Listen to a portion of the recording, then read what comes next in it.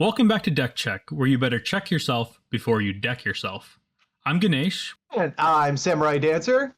Today we're suffering another week of drama and excitement. Today we have some huge news. The RC has RIP.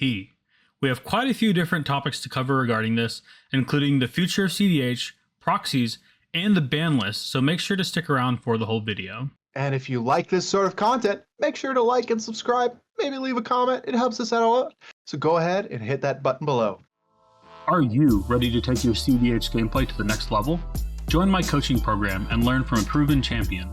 With many tournament wins, I offer personalized coaching tailored to your deck and goals. Enjoy ongoing support, gameplay reviews, practice games, and individual or group lessons. Don't just compete, conquer. You can contact me anytime through the Discord link below. Yeah, so our first big news and our first big topic we want to talk about today is the RC is passing off to Wizards of the Coast. They announced today, in partnership with members of the existing rules committee, they are announcing that they are giving management of the Commander format over to WOTC. The current rules committee will still remain involved, but WOTC will take a more active role in managing the format and other things regarding Commander. They'll also be communicating with players more and basically just taking charge of Commander. So basically, the RC said peace and WotC wanted to print money. So WotC's going to take over. The RC said, hey, you know, death threats, we're done. They don't even get paid for this. Well, they're not supposed to be getting money from this. Right. And they just said, we're done with this. CAG, members of the CAG, wow, I hate to say you guys look like clowns, but you kind of look like clowns now. I feel bad for them because you know what happened. For those that are not aware, with the bans, so there's the RC, which is the 5 people that actually dictate what cards are legal in Commander, which of course is very controversial in its own topic. A lot of people are mad that those 5 people have as much power as they did. And then there's the CAG, the Commander Advisor Group, which is a group of people they have handpicked themselves. The RC is handpicked to give them advice. But a lot of these CAG members, almost all of them, were blindsided by the ban announcement. They weren't consulted, they weren't told, because the RC didn't want it to leak. So even though it did, if you look at the price history for a lot of these cards and the buy lists and stuff. So anyway, yeah, so WotC is going to take over Commander. A lot of people were saying this was going to happen eventually. I am surprised it happened now, but it makes sense, yeah? Yeah. Oh, man, so we're talking about bans now, right? Yeah. I just want to say they are not looking to rock the boat. They know what happened to the last people to rock the boat. They're in the ocean feeding the sharks. They're very much like, hey, we're not committing to anything to the angry mob people with the pitchforks and the torches. We're not gonna commit to anything right now. We'll see how many walls we can build in front of us and how much money we can make in the interim, and then maybe we'll ban, maybe we won't. Maybe we'll unban, maybe we won't. We're not committing because you guys scare us. Yeah, no, for sure.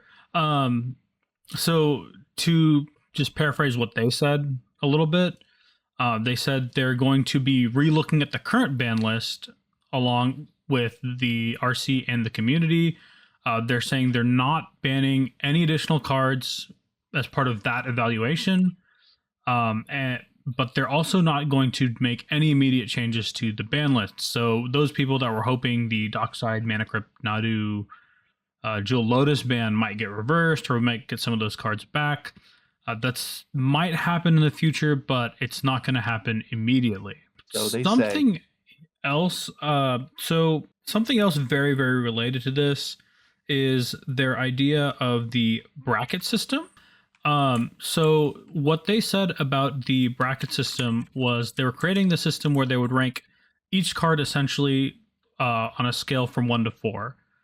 And if at the 1 is the most common okay cards, they're either, decent enough or they're just normal cards Source to Plowshares, Grave Titan, Cultivate. These are some of the examples they gave. Whereas bracket 4 would be stuff like Vampiric Tutor, Armageddon, and Grim Monolith. So cards that have very powerful like asymmetric effects or allow you to do things much faster and more efficiently than you normally would in a casual game. It is a little weird seeing Armageddon and Grim Monolith in the same list, but I definitely understand the reasoning. Both of those cards could, in theory, be extremely strong in a casual game. Like if you were to use Grim Monolith to power out something crazy. I don't know. It's good in cEDH, so I don't see why it would be terrible in casual.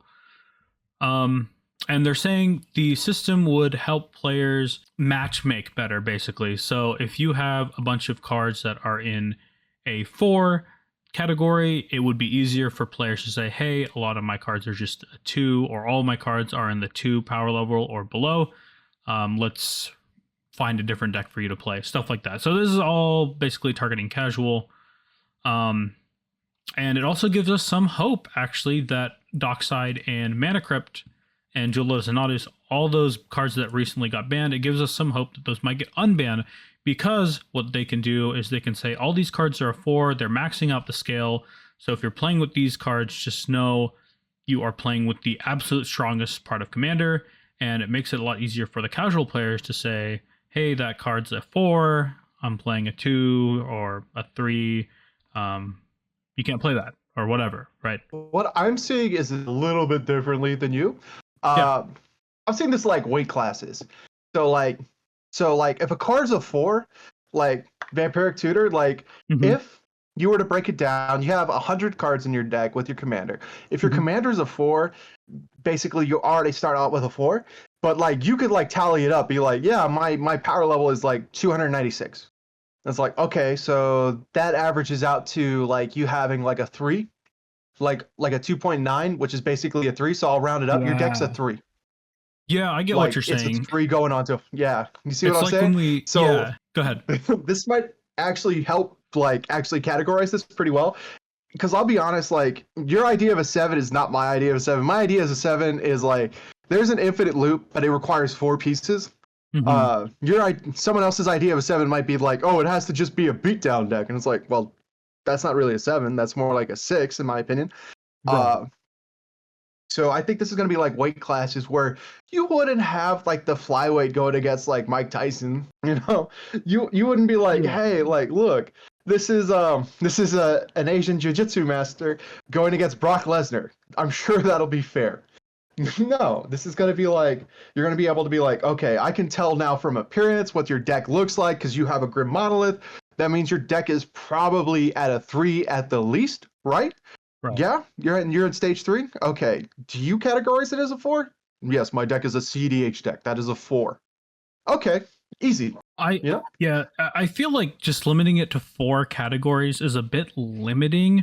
I understand why they're doing that, because it can be kind of hard for players to grasp, like a larger scale. Like, and there's already so much drama around the 10-point scale already. People just get mad all the time over like someone bringing, like you were saying, like a 7. Everyone's deck is a 7. Okay, everyone says my deck's a 7. It has no meaning anymore. So I guess they wanted to kind of avoid that and just put it as a 4, which makes sense to me. Although I do feel like it's a little bit limiting with all the different cards we have, and how many different strategies we have, and how strong certain cards can be in certain strategies and not others. Like you could make like an incredibly nasty, like a Shieldred deck or a Turgid deck, and maybe those cards are like a 2 or 3 on the scale, but when you're actually playing, I would say a Turgid automatically puts you at a 4. Probably, okay, yeah, they'll probably put Turgid just at a 4, and maybe Shieldred too. Yeah. But the point stands. Like if you deck build in a way that's oppressive in general, like even if your cards are a lower power level, there's still kind of a problem. Well, would Malcolm Kedis automatically fit in your eyes? Like, is it a 2? Like Kedis is like a 1, so like Malcolm's like, a 2. Well, see, the thing is, those commanders aren't the problem. All they really do is give you a lot of mana.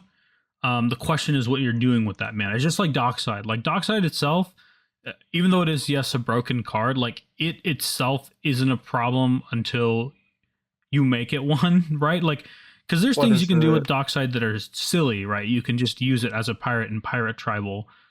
Dockside is just an enabler. I'll tell you right now, Dockside was never okay. I literally threw 2 cards into the Pirate Precon. I don't know if I've ever told you this story. I took 2 cards and put in the Pirate Precon. You know what they were? What? It was Dockside and Glenhorn, and I literally mollywopped tables all night at locals. Don't get me wrong, Dockside was too strong. I get it, but like, you know, if you're not, if you're using it reasonably, I think it's okay. But I mean, that's just a separate topic. Anyway, yeah, you're right. That card was definitely way too strong. But anyway, I drew the Glenhorn and I had a Malcolm out, and I said, no, I think I can make this more painful, and I discarded the Glenhorn to keep winning. Oh my god! I love the Pirate Precon. I'm sad Dockside is gone, but the card needed to go. Like, if I can toss that, I guess, into any Precon and it wins. Oh, by the way, something I've been doing recently. So like, I hated the 10-point format because there was no 1. Like, a 1 was like all basic lands at your commander. It was like, no one. That's basically what it was. Even a Precon would not be a 1. Yeah, Precon was actually on average between a 4 and a 7. And I was like, listen, that automatically tells me that the 1 through 10 system is incorrect. That's why when I saw this, I was like, yeah, condense it down. Like, should there be 4 or 5 levels? I think there should be 5 levels. I think 4 should be the highest power, and then 5 is cEDH. I think I have actually played with one guy who's, I would say, was a legitimate 1. He was playing, I think it was, and no hate to this guy. It was cool. It was funny. It was great. But I think he was playing a cows in art tribal. So if the card had a cow in its art, he put it in the deck.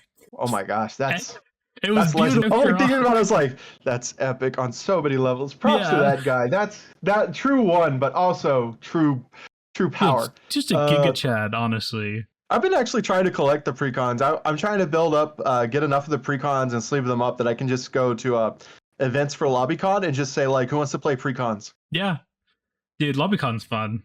But anyway, we're getting a little off topic. A little sidetracked, but yeah, I think the power level, the bracket system makes sense. I do think it needs to be 5.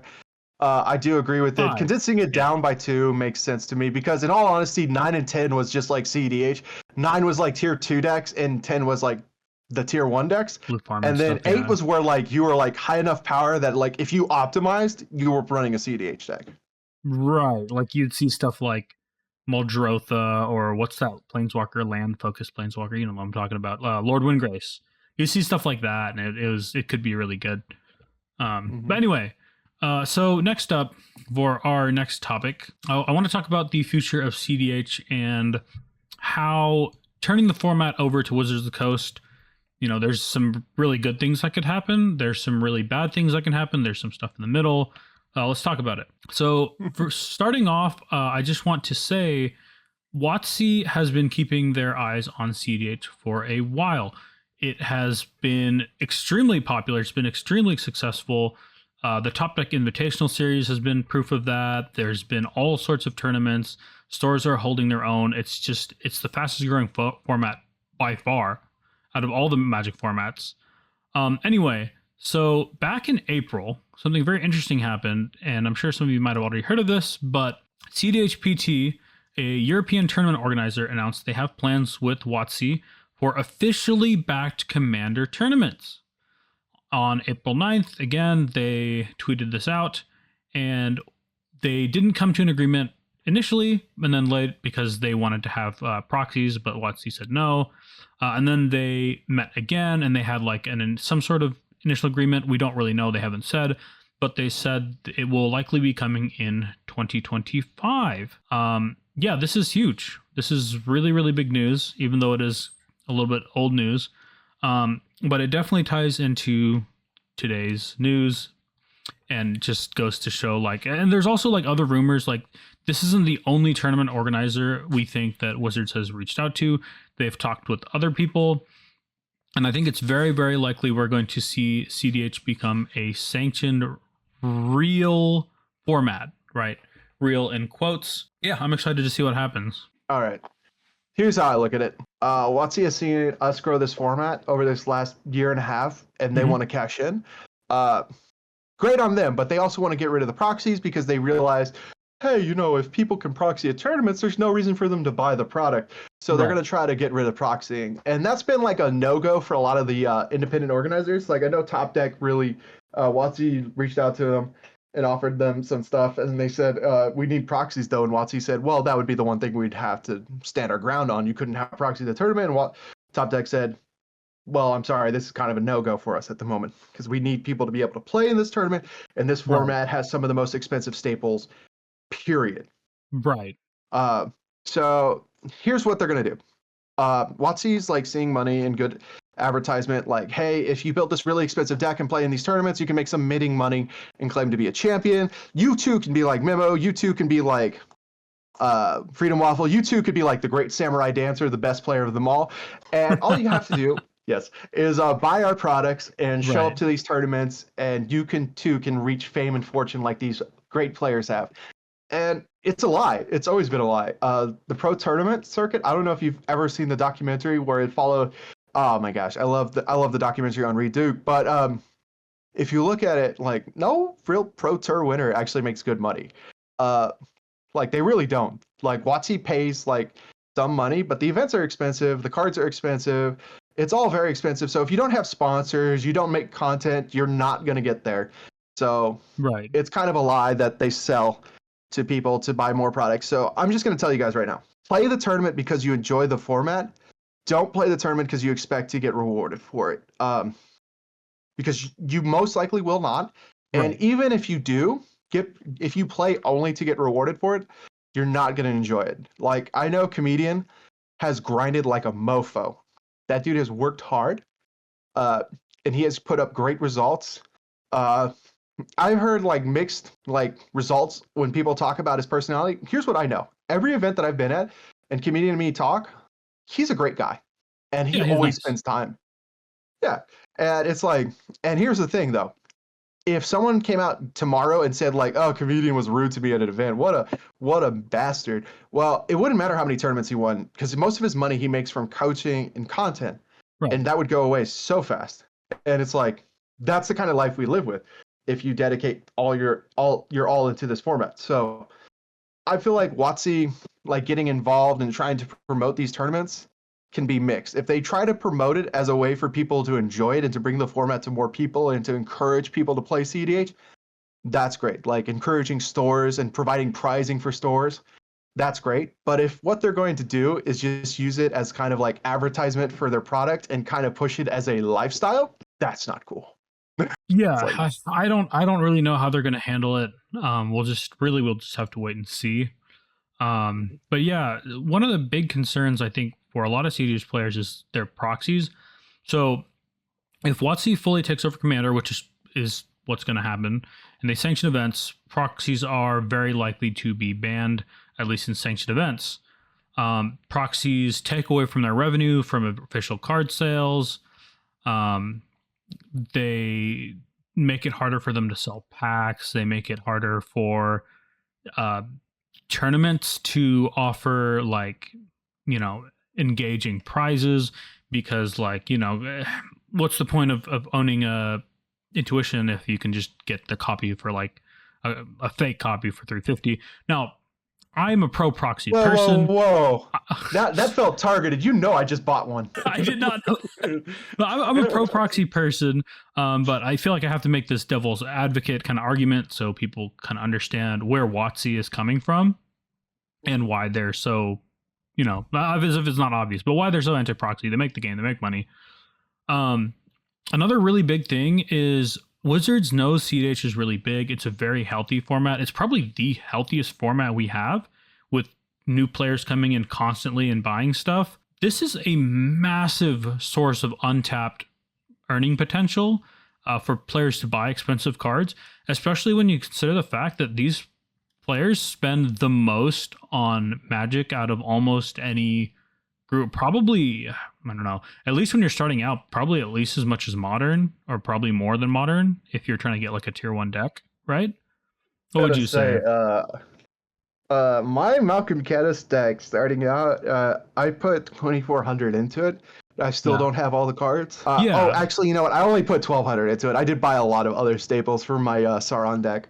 in my Yawgmoth deck. I did split focus on that. Yeah, so like imagine you have like this is going to be a huge over exaggeration, but like we have 100,000 ish probably players in the CEDH community, maybe more globally. I'm not really sure. But if even we have like 10,000 of them needing to buy $1,000 deck, you know, you can see how big the numbers get very quickly. Yeah, they do expand. Yeah, and $1,000 is on the low end, right? Like Blue Farm or Roxai are like, you know, what, 2-3K minimum, right? Like if you want to put something stuff together. Let's see. Okay, I can actually do the math on this. Lands, you have to run the fetches and duels. The duels alone, it's Underground Sea is 600, Badlands is 200, Volcanic is around 400. So that was 1,200 right there on just 3 lands. Ancient Tomb is $100. City of Traders is $200. So that's $300. That's $1,500 on 5 cards. Those are to be fair, those are the most expensive ones in the deck, almost. Almost the most expensive. Yeah. Wait, what? Almost. We get deeper. Next, we go into the rocks. Mox Diamond, yeah, is a big one. I was like, Mox Diamond is $600. It's, if you're lucky, it's almost expensive. It's as expensive as an Underground Sea if it's not damaged. And, you know, like they're literally parallel. And then you have LED, which is about $400 on average. I forgot about that one. So that's 1,000 right there, just in rocks. Yeah, so that's 2,500 in 7 cards. Yeah, and we're not done. You're right. Blue Farm's probably like 4 or 5K minimum. Anyway, so the point of all this is CEDH players that are proxying are a massive source of untapped income. Like once you get them into the game, if they want to keep playing, they have to switch off to a cheaper deck or trade for one, or they have to spend. And a lot of times people are just going to spend over time. You know, no one goes in, or almost no one goes in and just drops 5K on Blue Farm. You know, you have trades, you play in tournaments, you get store credit. It happens over a long period of time. You swap out proxies. Yeah, or they win, they do well in tournaments. That's how I got most of my cards in my deck. I was like, don't they win like a full set of duels because they won a really great tournament and did really well? My boy. So some of the players, I'm sure, have done that. Maybe they win a Time Twister, or maybe they win 3 looking at you, comedian. Yeah. Also, this is not including Time Twister, which is almost as expensive as Blue Farm by itself. Thankfully, a lot of decks aren't on that right now. But anyway, so that brings us into another discussion of. I just want to say, they don't like counterfeits. Nothing new. They're still gonna. Yes. I'm just gonna say we're gonna fucking proxy till we die. So fuck Hasbro. Wizards, you can try to stamp that out, but guess what? We don't fucking care. Well, so we should talk about that. So here's what I think might happen. Everyone knows how well the Top Deck Invitational did. That's what WOTC was looking at. It's the biggest event of the year, the most competitive event. 64 of among the best players in the world were there, and they had a. Sorry. The Open was a massive too. What was it? The Open was also huge. But specifically the Invitational was a very you would say it's a very GP style event where like you kind of grind points, and it was the same thing basically, right? I would say it's closer to like Yu-Gi-Oh! Nationals. If there was, because it wasn't quite Worlds. We didn't quite have the international level there. Fair. But it was definitely like Nationals at Yu-Gi-Oh! The only difference was it was more selective. And in all honesty, I wish there was a global world championship. This is what I'm looking forward to with WOTC. I would love. Actually, I'm going to go into it exactly what I was saying. With WOTC already selling direct to stores, they have very little incentive to be partnered. Commander players already buy most of their products, so becoming partner will only matter if WOTC invests in a real tournament structure. Right. Wizards of the Coast, invest in a tournament structure where there are qualifiers, there are GPs, there is a world. If you do this in Commander, I will build my fucking Commander deck. What you should do is you should allow proxies. You should do what they allow in Vintage, which is you should say 10 proxies. And we all know what those 10 proxies are going to be. They're going to be dual lands. And that's fair, because there's literally not enough dual lands for everybody to play this format. Fair. I mean, that's a very fair take. I don't think they'll do that. What I think is I don't think they're going to allow proxies at all because they're just going to view it as a slippery slope. And then you have to get into things of like deck checking and actually verifying people's cards are legitimate. And you just cannot do that in a tournament. Especially a larger one, you can't go through like 100 players cards, 100 players decks and 100 individual cards and verify they're all legitimate. It's hard enough to do deck checks on players with the tournament that large, let alone verifying each card is real, especially when proxies these days look exactly the same as legitimate cards from a glance. Like, not what possible they to tell. do is, you know how they stamp at events? They could stamp proxies Yeah. for Wizards of the Coast events. There's a lot of stuff they could do. They could print cards that, like, I don't think they'll do that, but they could print like very obviously like mystery booster style frames that are like, hey, this is a tournament proxy. Oh, even better, they could do like the Moxfield proxies. You know how they have the option to be all white? Yeah. Stuff like that. Just like text on it or something. But anyway, so what I think is going to happen is eventually we will have to facilitate all this, and knowing that WOTC already has their eyes on cEDH, they are going to have some sort of like a Grand Prix Pro Tour, some sort of nationals. They're going to have stores contribute towards that, and they're going to say, hey, stores, you can't have proxies at these events.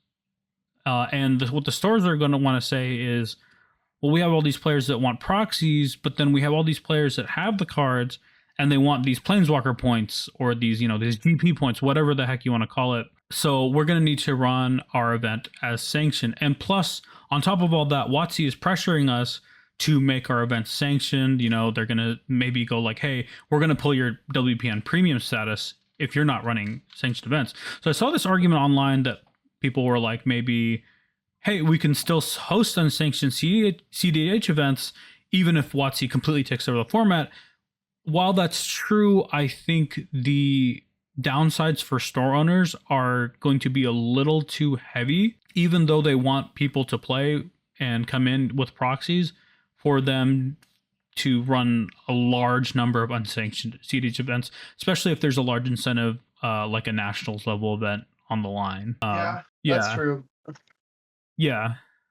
So, but I look at it this way: a lot of stores have already dropped from being sanctioned into the coast. Well, we'll see. We'll see. If it depends on how big the circuit gets. I know Top Deck Invitational Circuit is an enormous motivator for stores. Almost, I think, pretty much every large store that's doing large cEDH events in the entire country, but the very few exceptions, was making their events Top Deck Gold events. For those that don't know what that is, it's a circuit where stores can pay a certain fee to put their events into the Top Deck circuit, and at the end of the year, there's a large thing called the Invitational, where all that money comes in and is given out as prize support. It pays for the judges and things of that nature, and the event, the venue, all that. Anyway, that should bring us to our last thing on our little agenda here, which is rest in peace, RC. Rest in peace, Commander Rules Committee. Now, to show it's not all gloom and doom, a living tribute to the top 5 biggest contributions from the Rules Committee. Number 5, the Ionia and Paradox Engine bans. Yes, Paradox Engine needed to go. As someone who was playing casual at the time, people would throw that into everything, and it was very annoying. Ionia literally would lock out one player, and it would just be like, in casual, that player that plays the Ionia doesn't really win. They just lock out one player. So one player is just stuck on the sidelines being like, I guess I shouldn't have played a monocolored. I completely agree with the Ionia ban. Like, I know it was casual focused, and it had almost no cEDH impact, aside from like very fringe stack stacks or like... Looking at you, Kalia. Yeah, like I can see it going in that Dungeons deck where you can reanimate it, maybe, if it was still legal. It actually would probably go in Severus, I think. Yeah, this one's just too anti-fun. Like, it's fine to go. So silly.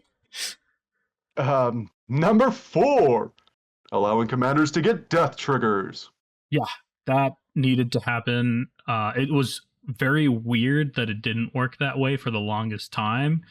It's like, I get I put my commander in the zone, but this thing died. This thing got destroyed. This thing got killed. Man, this is dead. Yeah, it was very much like, okay, so like if I play this really cool commander that has a death trigger, I either have to put it in the graveyard, in which case I'm never really getting it back, or I have to put it in the Right. command zone and it doesn't get the trigger. This is awful. Yes, it sucked.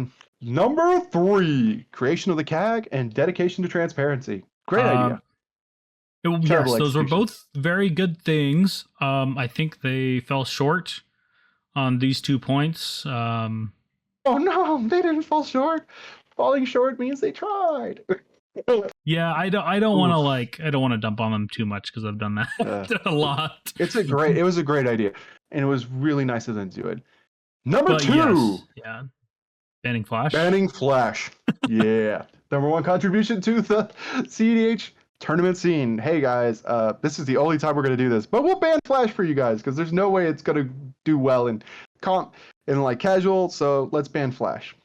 Thanks, Shout out guys. to Josh Lee Kwai, who I saw on Twitter was the mind behind getting that to happen.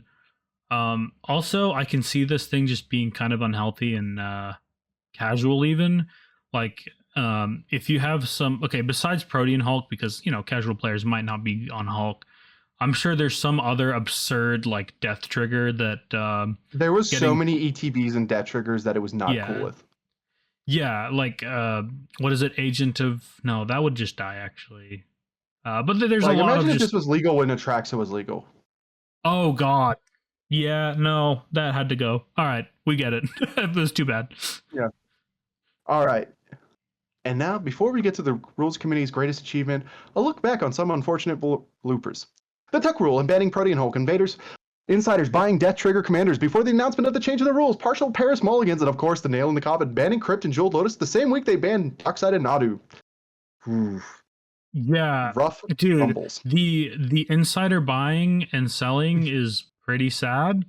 They had a rule in their Discord that like you can't even insinuate they did that, which I understand. Like if they allowed posts like that, they would be flooded with it and it would just get super negative. That said, it happened. Like insider info happened for the Crypt, Jewel Lotus, Nadu Dockside ban, and it happened. I will clarify for the Jeweled Lotus and Dockside and Crypt ban. It was probably Wizards of the Coast people. That's fair. Yeah, you're right. It probably wasn't the rules committee if even the CAG didn't know about it. Problem is, we don't know. And we also have no way to know that they traded away their Crypt and their Dockside or sold it at some point. I know Jim definitely did. Jim was very vocal about that. He's like, I've got like 5. It's like I pushed really hard against this, guys. Jim and Olivia just like being like, we have to eat it because if we sell this, we will never recover from this in our reputations. And it's like, that's the worst part. Like watching the people on the rules committee who were like had integrity and just they knew the bans were coming and they're just like looking at their collection, just crying on the inside, going like, I cannot sell these. Well, I cannot sell these. Also in that should be in the conversation is they might not be selling those, but they're sure as hell not buying them, and they're sure as hell not trading for them. That was definitely like something that I'd be like, hey, like Jim, do you want to man? What we should have been doing before every ban is like every week been like, hey Jim, do you want to buy a Mana Crypt? Jim, the week Jim says no is the week we should all sell our Mana Crypts. Yeah. All right. What's our number 1 on your list? I think I might have a clue, but go ahead. Number 1, running the best format of the greatest game for 20 years. The number 1 thing I like the most about the rules committee is they didn't actually do anything for the longest time, and we could just kind of ignore them. Because they did so much at the beginning. They did, and then we had like a long time of just peace and chilling with cEDH.